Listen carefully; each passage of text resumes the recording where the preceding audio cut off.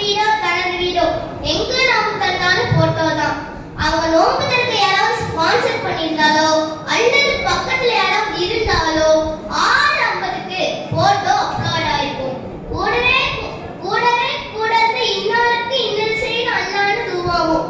அருமை சமுதாயமே, ஆண்டவன் Facebookல அக்கவுண்ட் வச்சு அப்பப்ப ஓபன் பண்ணி அதுல வர துவாக்களை அக்செப்ட் பண்றான்னு நினைச்சீங்களா? அப்படி என்ன இல்லைங்க. நோன்பு திறக்கிற நேரத்துல கையில மொபைல் வச்சு நோண்டாம கையேந்தி வேண்டுங்க அவன்கிட்ட.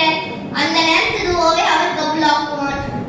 அவனுக்காக நோன்பு வச்சு நாடின நம்மெல்லாம் தடுத்திருக்கையில் கேட்கும் துவாவை அவன் மறுப்பானா? அது விட்டுட்டு 5 பைசாவுக்கு உபயோகம் இல்லாத லைக்குக்கு ஆசைப்பட்டு மறுமை லைக்கை எழுதிடாதீங்க.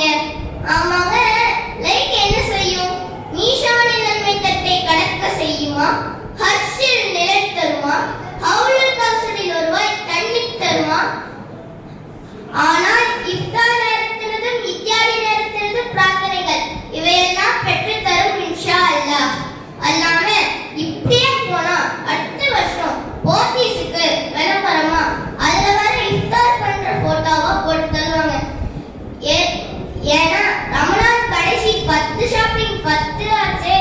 ஆனா ஒண்ணு, நன்மையான காரியங்களை செய்யறதுல மட்டும் ஆதாரம் இல்லைன்னு அவசியம் இல்லைன்னு அடிச்சுக்கிற சமுதாயம் தப்பான விஷயத்துல மட்டும் வேறுபாடு இல்லாம ஒற்றுமையா நாசமா போகுது.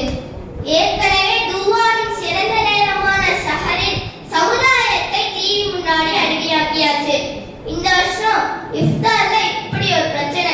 இப்படி துவாவின் நேரங்களை எல்லாம் வளர்த்துக்கிட்டு இம்மை மறுமையை நஷ்டமாக்கிக்கிட்டு இருந்தா எப்படி?